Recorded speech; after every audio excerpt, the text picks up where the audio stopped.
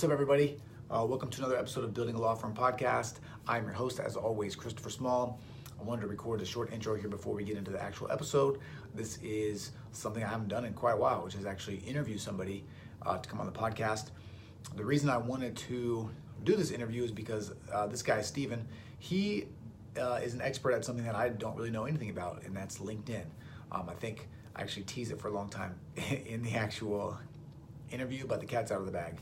And I wanted to bring him on because I think it's an area, just like all the other social media, that can be sort of a blue ocean for you if you use it right to get new clients. So,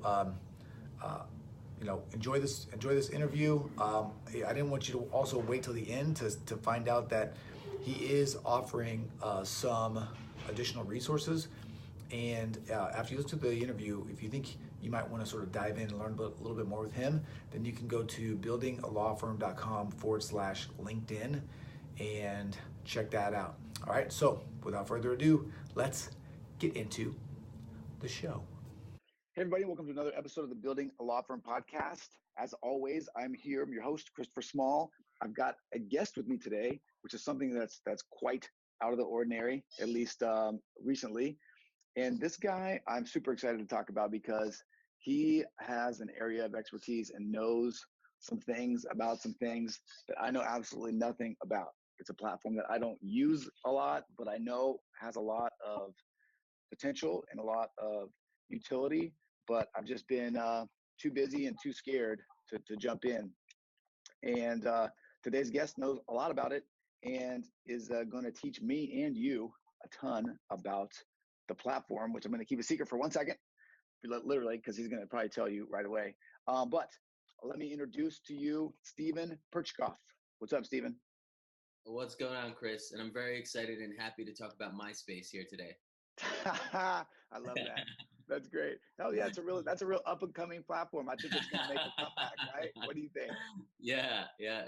That's fantastic. Yeah. All right. So let me tell everybody. Well, before we get to the platform, let's keep it a secret for another second, because that'll be fun. That'll keep people listening. I want to tell everybody sort of about how I came to know you. You and I are part of the same sort of. I don't know what to call it exactly. It's not exactly like a mastermind group, but we're sort of like this group called the Network. Sort of just a bunch of business owners. People trying to like chase their dreams and do these things. And so that's how we met. And we met in person, like a month ago, maybe at our event. And, I just was really interested in just our short conversations there about what you do. And, it was when this opportunity arose, I was just super excited to have you on here. What I want to know what I always like to do, by the way, just because I'm curious and this is what I like to know about, is the beginning, right? So for real quick, tell about what you do for real. Give us the short spiel about that, and then we'll dive back to the beginning. Absolutely. So I help B2B owners generate appointments with who they'd like to speak with and help them close them. A large part of, the type of clientele that I work with are startups, consultants, service providers, agencies, and the strategies that I employ generally leverage a number of different platforms, but lately I've been specifically focused around LinkedIn. Just because I've seen you can do amazing things with LinkedIn, especially as a service provider, especially as a B2B service provider, as a lawyer, without really having to use necessarily other channels. A lot of times I've used a combination of email, LinkedIn, postcards, things like that as sort of outbound outreach. But for a lot of service providers, lawyers, things like that, LinkedIn can really be enough. And how I got my start into all this is really just the entirety of my background has been in business development and sales, particularly working at really scrappy, high growth startups where initially when I joined those teams, there wasn't a big marketing department. And I was, tasked with both generating appointments, doing the marketing, and closing the deals.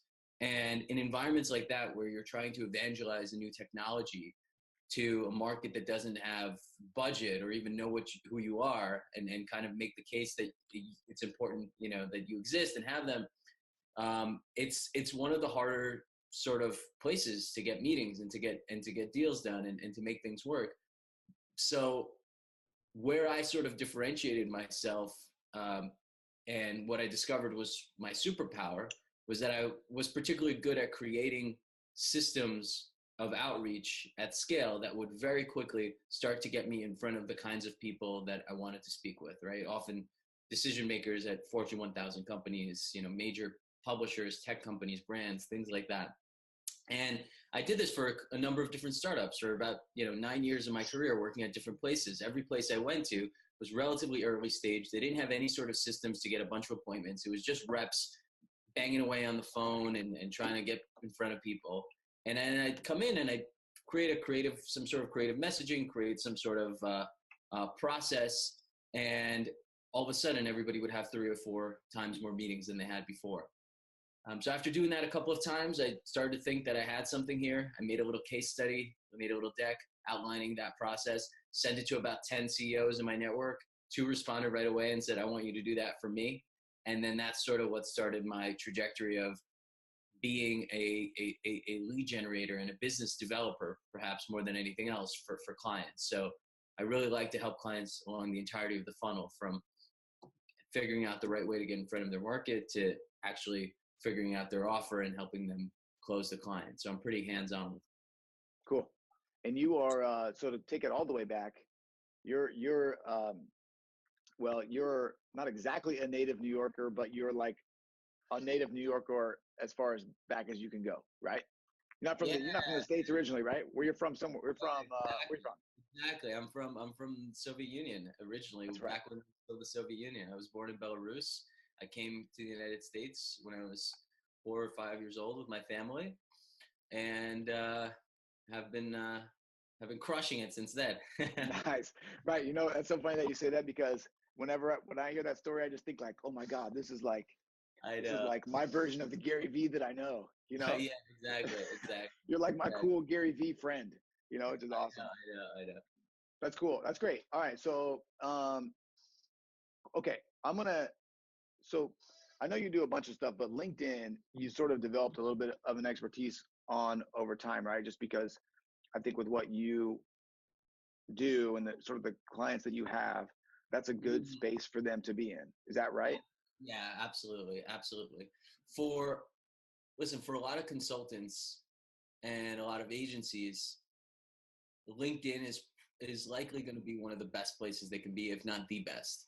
The reason being is that, especially if you're starting out, right? Especially if you're starting out, you want conversations and appointments right away, or you just want conversations and appointments right away. Like, LinkedIn is pretty good at that, because just the nature of where email has gone, cold emailing people, super saturated, very difficult to make it work. It still works in some cases, but for a lot of smaller consultants and agencies, it's just not worth it. And you can connect with your exact market using LinkedIn, and it can act initially as a type of social email. So for example, if you wanted to connect with other lawyers, Chris, you can create a profile that speaks to all you've done in the legal world, how you've grown it, the process that you have to help other people grow their law firm. Really position yourself as this expert in the legal field, and all the accolades that come with that. And then when you connect with someone, they see that, right? As opposed to if you just send someone an email, it's far harder to embed that social proof within that message, whereas the profile says that. So when you connect with someone, you let them know what you do. The message can be 2 sentences long, and it's everything in your profile and what everyone has said about you and the case studies and testimonials there that deliver the message from other people's words without you specifically, hey guy, I can do these things for you. That alone can open up a lot of doors for you, right? Just that simple funnel of having a very well optimized profile, targeting the right audience of attorneys that you'd like to speak with, and then just connecting with them. And you can connect with between 50 to 120 people on LinkedIn a day without any alarms going off. That action alone could start driving a lot of momentum for a business. Nice. Okay, so I got very specific questions for you now. Okay. Yeah, and that's This is super where good. That's that's like what I 10, need though. That's you know? that's what we need. We're starting at the top because, Yeah, like I yeah, said, yeah. I'll tell you briefly sort of my experience with LinkedIn, and then I have so really there are two types of people that are going to be listening to this podcast. There are going to be business to consumer type of attorneys, right? Which I would kind of characterize myself in that way, which is estate planning, probate, right? People coming to me when they need a will. People coming to me when somebody dies, family law, right? Bankruptcy, think about this kind of stuff. But we also have a set of attorneys that are business related, right? So their clients are businesses. So they are trying to find ways to interact with those people, find those people, have conversations with those people. My guess is just so I want you to chew on the first one, and my feeling is, or my guess is that you already probably have some strategies for the attorney that does like business law and is looking to make connections with business owners, right? And sort of create those relationships versus someone like me that so I could see using LinkedIn as a tool to create additional referral relationships and things like that potentially, and create sort of those secondary relationships that can get me to the clients that I need, as opposed to going like, or by the way, and I'm totally realize I'm rambling right now, but I'm just a stream of consciousness for me. Or, for me, for example, as an estate planning attorney, to be able to say, I want to identify only like C-level type of people and present them with information that may be helpful to them. Okay, so Mm-hmm. that was a super, super long statement.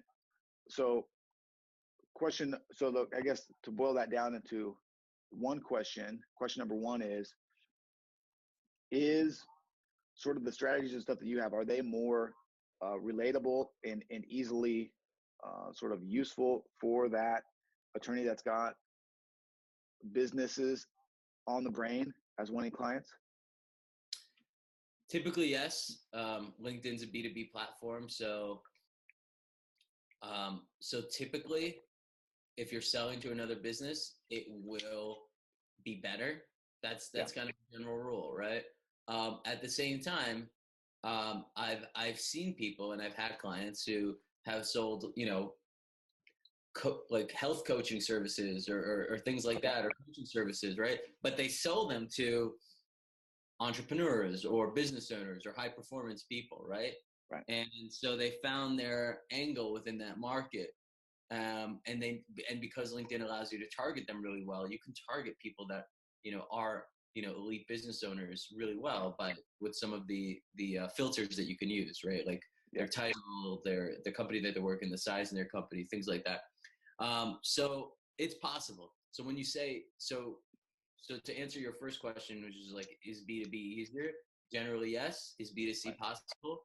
Yes, it's possible too. And I think it would be possible in this category that you're mentioning. Like, so for example, give me an example of more of a B2C attorney. Would So planning, for example? yeah, estate planning would be a good example, but let's do estate planning and I'll give you, so let's say I'm doing sort of like this, actually it wouldn't even need to necessarily be more advanced estate planning, but let's just say you want to target like VPs and up of like some organizations, just because that they're probably going to have the assets and the sort of just the drive to get something done. I would say this: anytime you can, find your starving audience, right? The people who are most in need, it's best.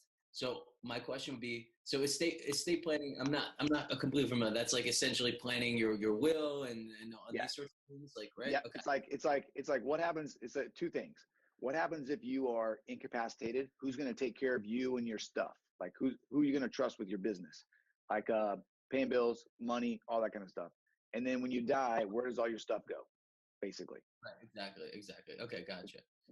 Gotcha. So for someone like that, yeah. And generally someone who would be interested in that would be in an older age bracket, right? 50 plus, would that be fair to say? I would say definitely. Well, when you have kids, that it skews lower, because what that also does is names like long-term guardians, right? So like if both parents die, who's taking care of the kids? How's the money being used? So it's probably going to be like 35 plus. 35 plus. If you want to do more advanced stuff, it could be 50 plus for sure. Like more, that's where people start thinking about. Does that make sense? Yeah, it does. And then what other characteristics pop up for someone who would be like, what are the things that happen before they become someone who's interested in estate planning, right? Like when clients come to you or something, like do they come to you because they weren't thinking about it at all, but a referral kind of said, hey, this guy's good and work with him? Like, how do they find you? Yeah, it How can do be they? a couple different things. It can be sometimes it's taxes that they're thinking about. Sometimes it can be like a referral from a financial advisor. So often they're going to take a vacation someplace and they're worried about like what happens if we don't come home. It can be somebody. What happens is often something happens to someone in their like world, and they didn't have this stuff done, and then they see like the chaos, and they're just like, we don't want that.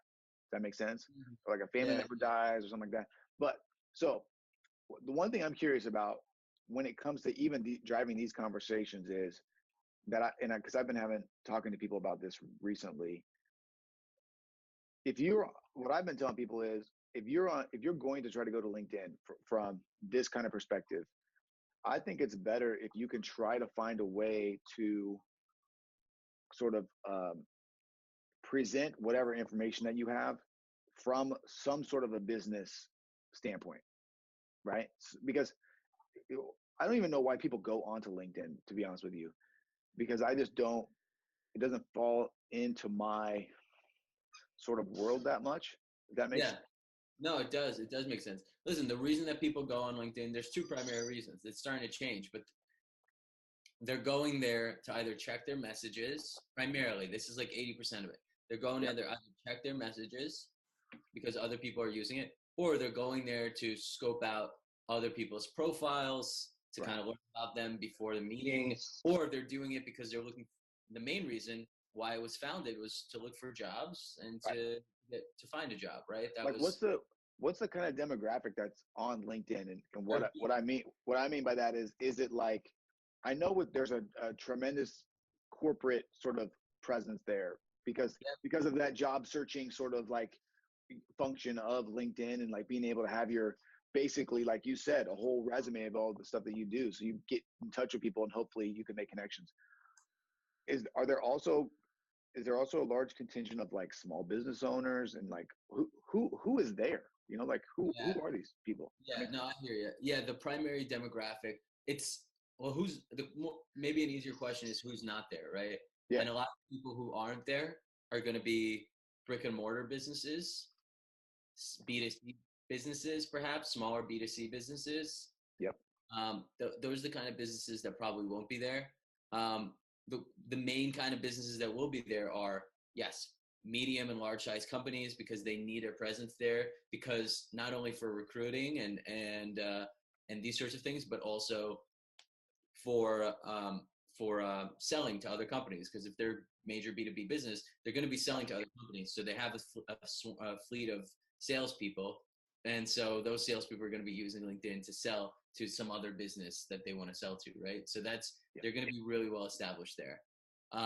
So basically any B2B business that's like 20 people up, will be there.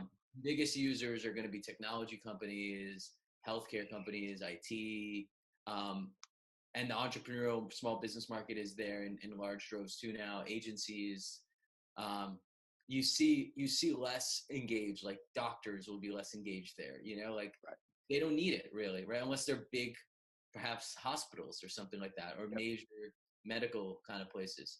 So that's what they'll go there. They'll do that for those purposes, the message. Now it's also starting to have a much more social function where the posting is starting to matter more, getting in front of your audience. People are looking at the feeds. They're starting to be LinkedIn influencers. It's driving business for people. Like that's starting to happen in the way that Facebook works as well. So yeah, are the people that are doing that are creating content and posting it to to LinkedIn, is it traditionally going to be some sort of like business related thing? Like a It sales? happened in the past. It happened in the past. A lot of it is changing now. The platform is seeing a lot of engagement, and a lot of that is coming from the ability people creating videos on the platform. So video, I know you advocate a lot of videos. Video on LinkedIn gets like 5x more engagement than if you do a post, unless your post is something amazing. But generally, the general rule, video will get 5x more engagement just because there aren't too many people doing it.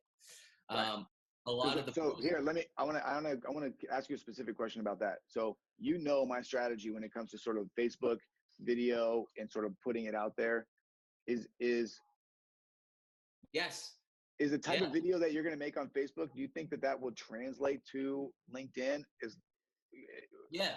Well, let me ask you. Well, put it this way: it's yes and no. Like you got to kind of do it strategically. Initially, just because of the nature of the platform, people aren't there to hang out as much. So your posts have to be more captivating, and your videos should be shorter.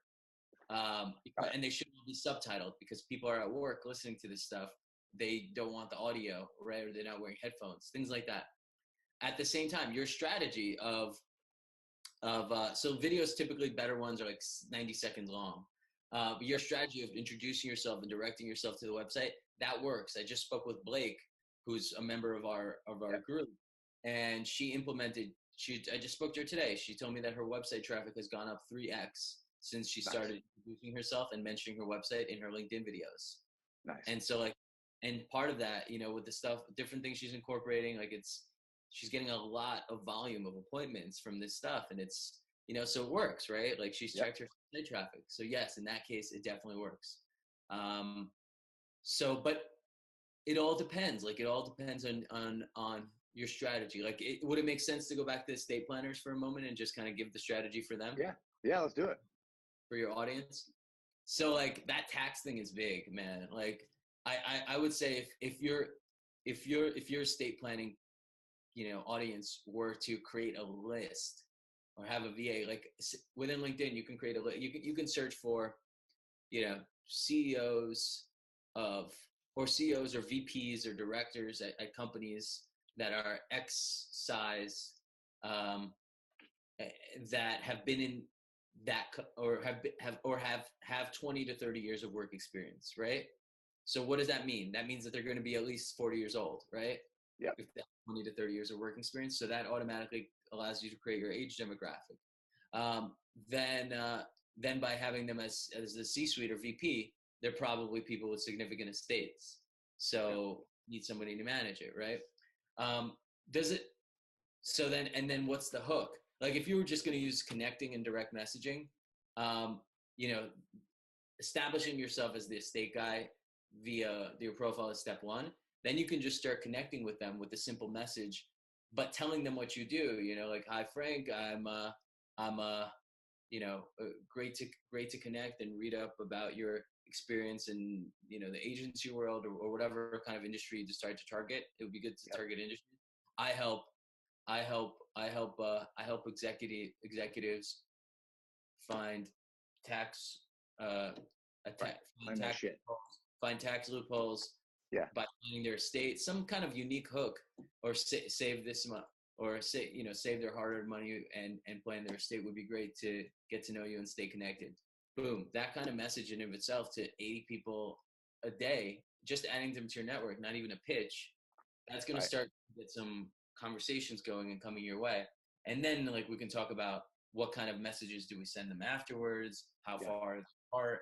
Like then if you put a video up though, can you message everybody and say like, hey, like, or can you go through your network and send quickly? This is how poorly I know LinkedIn. Okay, you're like, this is a stupid question, Chris. Can you? So let's say I make a video about like some tax thing, like some strategy, right? Could I just, after I post that on LinkedIn, can I just send that to everybody somehow and say like, hey, I just put this video up. I thought you might be interested in it. Do you want to go check it out? Like, is that possible? Yeah, it's definitely possible. You may need a tool or two to help you with that, to make it more automated, or have a VA to kind of help you with that so it's not annoying. The thing is, it's all about kind of the strategy of it all. The ultimate longer term strategy, like if you were really doing this longer term, is like send that initial message and kind of let them come to you. Like you'd send that initial connection message, they accept, and then maybe you'd send a thank you message with a PS, a postscript, and that postscript would contain some piece of collateral that's like pretty interesting for them. Maybe how you helped an agency. By the way, here's how we helped one agency owner save 10% on their taxes and secure their estate, whatever what that benefit is, and then like a little PDF of that, and then don't message them again for like 3 weeks. Yeah. And just post content. Yeah. Just post content like 3 times a week, let's say, right? Yeah. And then message them again in 3 weeks and say, hey, Frank, your profile popped up. Great to see you again. Wanted to share this new thing that I just created that shows this thing with the states or something like that. Right. And then wait another 2 or 3 weeks, and then that fourth, and then keep posting. And then that fourth message will be more of an ask if they wanted to speak to you about your estate or something like that. Yeah. You're nurturing your audience with your posts, right? And you're nurturing them with your direct messages, so that by the time you ask, they'll be a little bit warmer. You'll also start to get people who just want to speak to you through some of those messages, like before you not even asking them for a meeting, but people will just start to come inbound over a while, over the posts that you make and the messages that you send. Got it. What's the organic reach like inside of LinkedIn, like through your network? So if you post something, does it get in front of a fair amount of people? Like what's that like so far? Yeah, it does. The reach on LinkedIn is better than on Facebook. Yeah, I'm sure. So it does get in front of them. The thing that is playing against you is that people scroll less on the feed on LinkedIn. So that's like somewhat against. But they do see it. Like I can see my own posts. Like I posted something earlier this week, about 18 comments, 20 likes, and the views are around 1,100, 1,200 views, right? So I'm just starting now to post for myself. It's relatively new for me.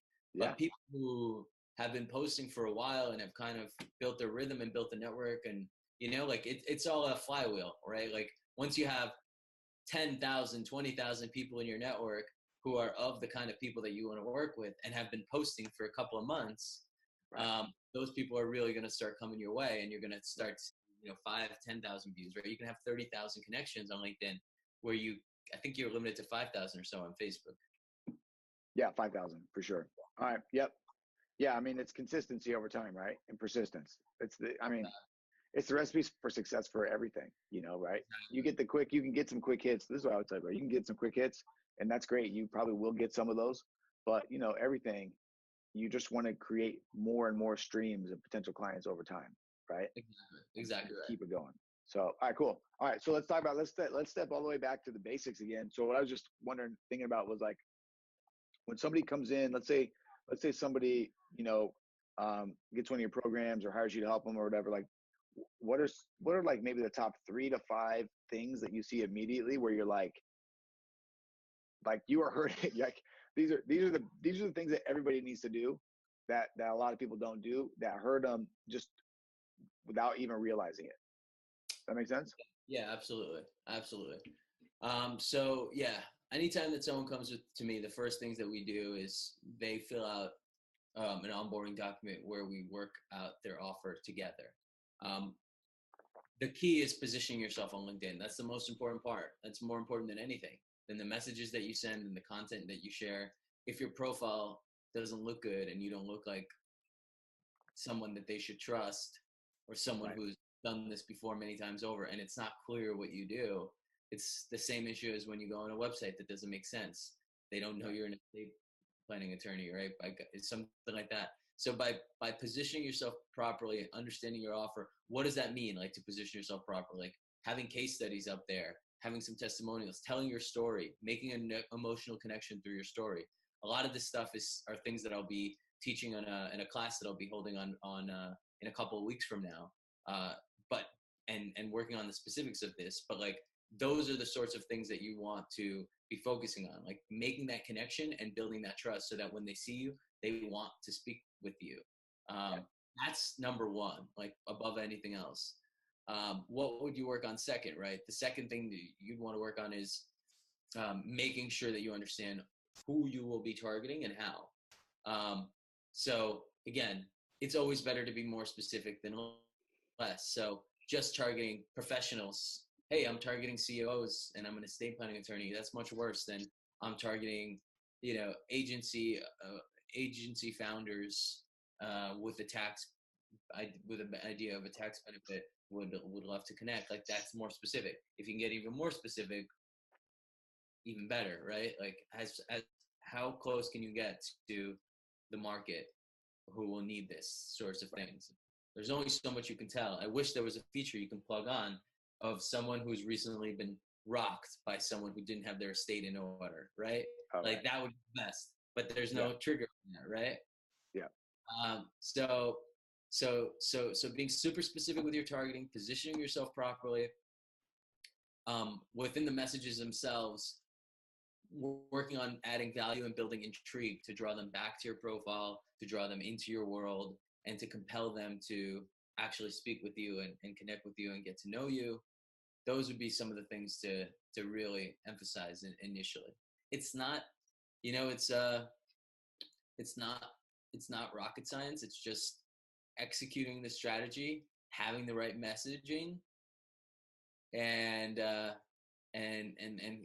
having potentially a long game in sight. Like a lot of my clients, they get meetings right away because we go in for the kill right away. Like a shorter path to getting appointments is connecting with them, reading something about their profile, sharing an insight that you show that you care, and then asking them if they have time for a 15-minute chat or so to speak, to get to know you, to hear a little bit more around, the thing that you offer. That will get you meeting. Like if you start doing that today on LinkedIn, that will get you appointments with the people you want to speak to tomorrow. They'll be less warm. So that first call will be kind of getting to know them a little bit. Maybe you set up a second call and that becomes more of the strategy session. So that's like if I was selling to businesses or executives and I needed to get momentum now, that is the thing that I would do right now. I would optimize my profile, connect with, that is the thing that I did when I started my business, right? Like that is the thing that I did, because that's going to start getting you momentum immediately tomorrow. Right. Do you ever do anything, or is it a part of your strategy at all to like list build or pull people off of LinkedIn, or do you try to just work within the platform and just use it to sort of get where you need to go? Yeah, it's a good question. It depends on, it does depend on the strategy. So with some clients, they have communities like Facebook communities, things like that. Yeah. Slack groups. It's an interesting thing. Currently, LinkedIn groups are kind of dead for all intents and purposes. People aren't using them much. They have a feature, but they're just not very lively. And so one of the things that I do with clients who have Facebook groups that are actively growing it is I connect with people, and then the value kind of message that I would add is invite them to this community and get something there. When it's relevant, people are really happy to join it. They'll join it. They'll leave their email address when they join that group. Now you have you have them on your list and within your community. Now you have them on 3 channels. You have them on your email, you have them in your group, and you have them on LinkedIn. Right. That's one. Yeah. example. So you might say something. So like in your opening message, you might have a PS or something like, "Hey, I've organized a group of whatever agency owners over on Facebook. That's super lively. Why don't you just click here to check it out," or something, like if you want to, that kind of thing. Got it. Exactly. Yeah. I have some companies that are running that strategy in different tiers, and you can almost reliably get 100 to 200 people into your group a month running that strategy. And if you have 5 people on your team doing it, then that's 1,000 people a month in your group, right? It's pretty fast way to build up a community. Yeah. Yeah. Okay. And that leads me to my next question, which is, as far as this goes, is this sort of a what's what I'm looking for? Is this sort of like a manual labor kind of a thing? Unless because it sounds like it's more doing the messaging, following up with people, doing that kind of stuff, and less like, oh, let's just run an ad to some people and like do some things. Yeah, that makes sense. it really depends. It depends on the goal. Depends on the goal. So if you want the appointments immediately, we found that we always we for our clients we use a blend of automation and manual labor, I guess you can say. So if you want appointments, we almost always automate the connections. So we add about 100 people a day. We use a tool that helps us with that. The tool that we use is called Ulink. There are other tools out there called We Connect, for example. Growth Leads, I think, is another one. So there's a couple of good tools out there. Is that where you just put in like what you're looking for and it will just go out and find them or whatever? Basically, you put in a link of an audience that you want to connect with. Like you'll make that audience in Sales Navigator, which is LinkedIn's tool that lets you build lists and look at people like that. You pay for Sales Navigator, which is $80 a month or something. That's what lets you access to more of the filters of LinkedIn, that lets you use it more for sales and lead gen and stuff like that. So you would essentially put that within the tool. It would scrape all the contacts, and then you can put them on different campaigns to connect with them or to message them. What we found is that you can connect with people. Connecting is it's kind of a waste of time to do it with VAs, just because you can make your connection message personalized enough. You're not going to, it's only like 150 characters. There's not so much, even if you did it manually, you wouldn't change too much. Right. And also to spend my time, or to spend even a VA's time connecting with people, when quarter of these people probably don't even log into LinkedIn more than once every 3 months or something. So I don't, at least connect with me and accept. Then I at least know that you're an active user, basically. Right. You know. Right. So once they accept, we'll do one of two things. One of which is, for the majority of our clients who we want to get appointments with quickly, we will have a writer go within their account. We have a software that allows us to just see the messages of people that we connect with without actually going into their profile. And these writers are trained. They're business development writers. So they'll look at their profile, they'll read it, they'll pull out the most interesting tidbit, they'll say something to make an emotional connection with them, and then they'll provide an offer that is a soft offer to get them on a call or to schedule a 15-minute chat about something. For my accounting clients, that might be about increasing their bottom line profits and reducing their tax liability. And I might make it specific, like say that their core clients are these sorts of companies, or and they work with them. This makes it's really personalized. It's really personalized, and there's an emotional connection there. And then about 30 messages you send like that, you're probably going to get 1 to 4 meetings every 30 messages you send. That's a good ratio if you're doing it right. This is not bad, because once you get the hang of it, sending 30 messages takes about, and even if you're doing it personally, it takes about an hour and a half, right? Right. Hour to 2 hours. Not bad for 4 appointments, right? And then those people are in the funnel. Then what we would do for the people that don't respond, we then put them on a little bit of an automation. 3 weeks later, hit them up with a request if they want to see a piece of content, and then maybe 1 or 2 more times 3 weeks later, seeing if they want to chat. Right. Other clients, we automate a large part of it. When I know that the offer is unique and they have a lot of content to support that offer, and it's to a tight market, I can automate a huge part of it, and it will not feel like an automation to the client. Or if it does, the offer is so good that they won't care. They're just, it works on its own. It works on its own. Yeah. You don't need to make the emotional connection, because the thing they're dangling in front of them, well, they do, whatever, but the emotional connection is the thing they're dangling in front of them. Right. It's so powerful. You don't need to do much more than just give them the thing that they really, really want. Exactly. Yeah. So that's those are rare instances, but when can you think of any examples of those on the top of your head? I'm just curious. Yeah, we have one client who does system helps agencies that are drowning in fulfillment, help them with their systems and their operations. And that in and of itself isn't the world's greatest offer, but they are heavily invested in inbound marketing, and they have podcasts and tons of blog content and Right. and they're so good with funnels. They have so many things already at my disposal that when people who we connect with that are agency, and they're only agency people. So like they only focus on agencies. So sometimes we'll connect with people and they're like, oh man, I'm so happy you connect with me. I've been listening to your podcast for like 2 Oh, years. right. Right. It's like stuff like that happens. Or like we'll send them that content and be like, whoa, that was like an impressive piece of content. I scheduled a call from your content because they're good. Like they'll create a video and then they'll have a book, a schedule, call, a thing. They did all that already. So they're getting like 3 or 4 appointments with significantly sized agencies a week. Right. And a lot of it is automated, and we're funneling, and they have a group, a really active Facebook community. So we invite people to the group, their podcast, like they're just immersed by that fourth message where we ask them for a meeting. They've been immersed in their world, and it's pretty good, pretty powerful. Other client I have who isn't like that, who doesn't have all that content, but offer is just so good, is someone who helps people become a best-selling author. Okay. A lot of people on LinkedIn this is another big demographic of LinkedIn, are like these consultants, and they want to work with big businesses, and they want to be viewed as thought leaders in what they do. Right. There's like a huge market on LinkedIn of creating thought leadership branding for other people. And that's really, right.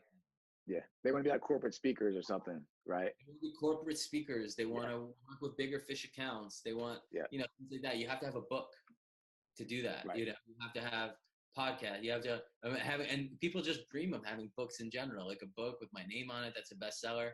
That's really seductive for a lot of people. And just dangling that in front of people, like, gets people jumping on the phone.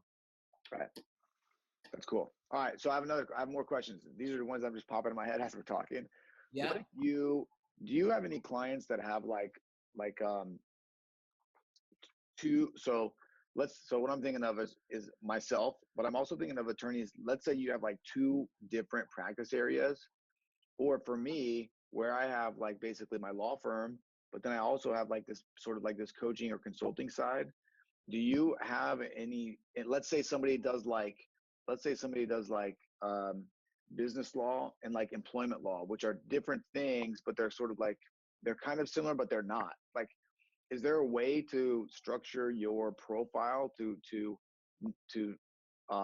appeal to not turn people away? Does that make sense? Yeah. Well, it's good. Like, those aren't massive stretches or leaps of the imagination, I would say. Like, you're not a lawyer and also a doctor, like that would be confusing. You're a plastic surgeon and an estate attorney, and you're trying to get clients in both. Like, that would confuse the market perhaps, but they're not like too much stretches of the imagination.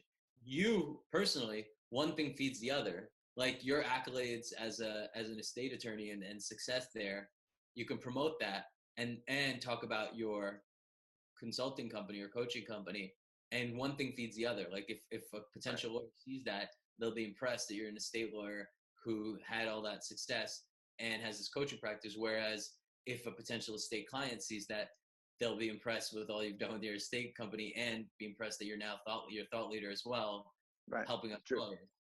All right. So I don't think there's a conflict for you.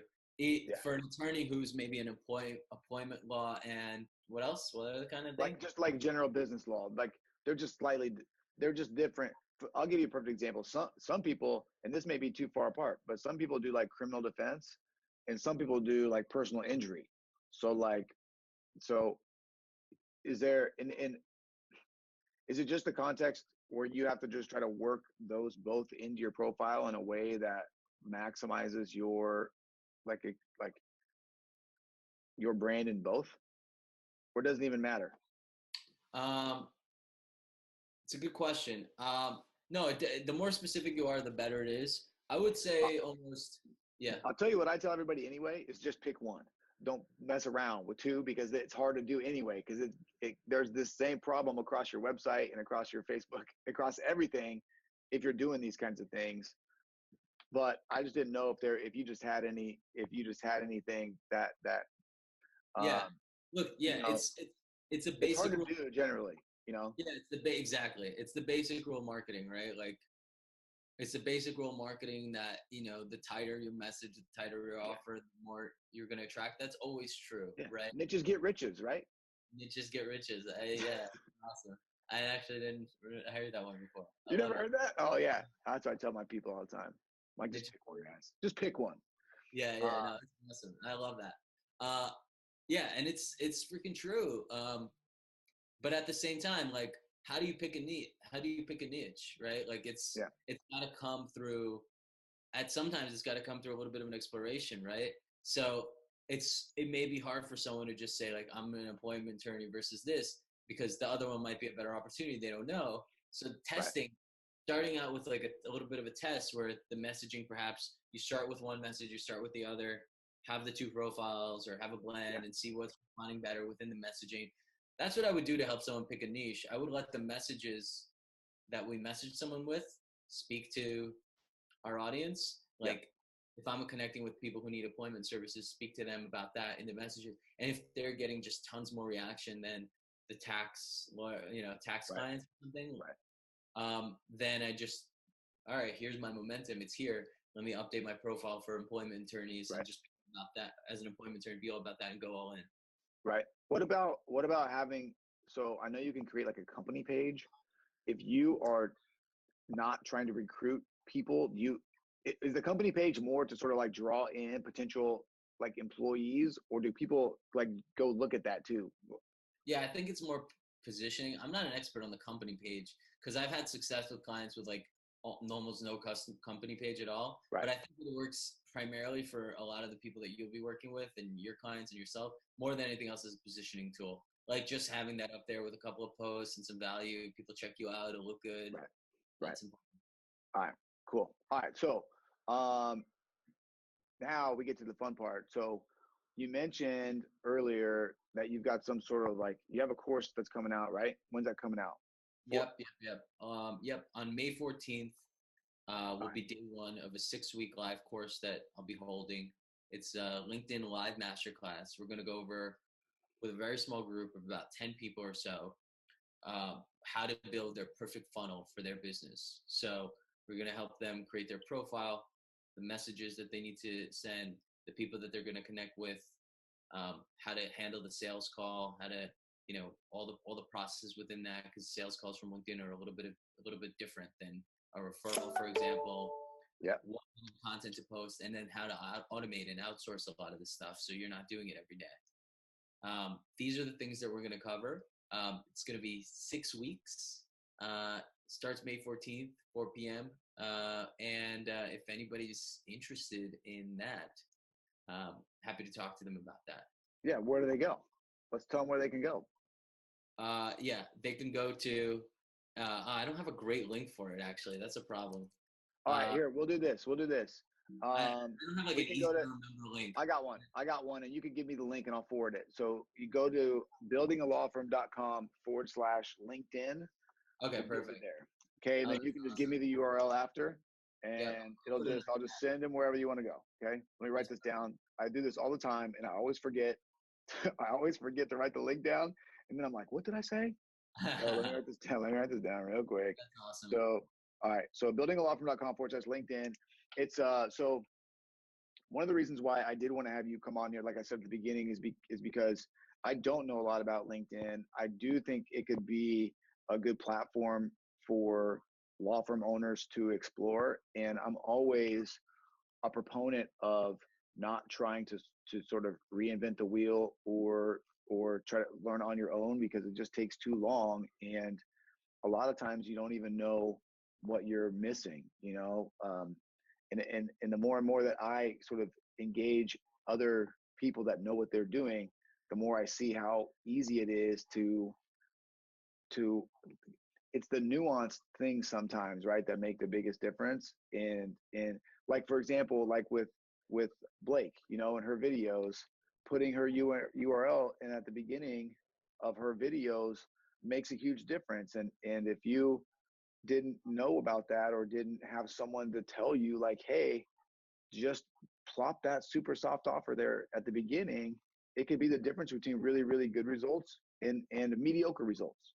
Exactly. And so I just want to I wanted to have you come on and talk about it, because this isn't an area that I'm an expert in. And I think that it would be really helpful for people to at least go and check it out. And if it's a good fit, to look at it, right? I mean, it's never going to be cheaper, I'm sure, than it is right now. And it's a small groups, and so you get the opportunity to sort of interact and ask a lot of questions. So yeah, that's my thoughts on it.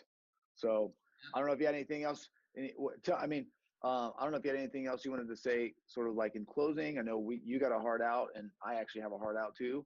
But give us your best ninja LinkedIn tip before we get out of here. biggest ninja LinkedIn tip is just get on the platform, make a good profile, start connecting with people, send 10 messages to people with looking at their profile and actually caring and letting them know a little bit about what you do, and you'll start to see some traction pretty quickly. So if you just get started and you haven't already, you're likely going to see some traction pretty quickly. Yeah. The other really cool thing about whatever law firm owners do is that basically no other law firm owners are doing this anyway. So, I don't know, like for me as sort of a small business owner, or as but there's the people that you will be hitting the inbox with a message from a law firm owner to a potential client is going to be something that they're not hearing a lot. So I think it's a good opportunity to have these conversations. And okay, so let me put it this way. Let's say you're an agency owner. What makes it difficult as an agency owner is a business owner, they may get 10 agency owner messages a day, right? So it's like, they can smell you out quickly, and they're like, dang, like, that's cool. Like, thanks for reaching out, but like, I just got the same message. So it makes it a little bit more difficult to sort of cut through that noise, but as law firm owners, this is blue ocean space. So there's room to get in there and really make an impact and make connections with really influential people that you want to meet, without having to have a lot of competition from other people. So I guess what I'm just trying to say is, to the listener,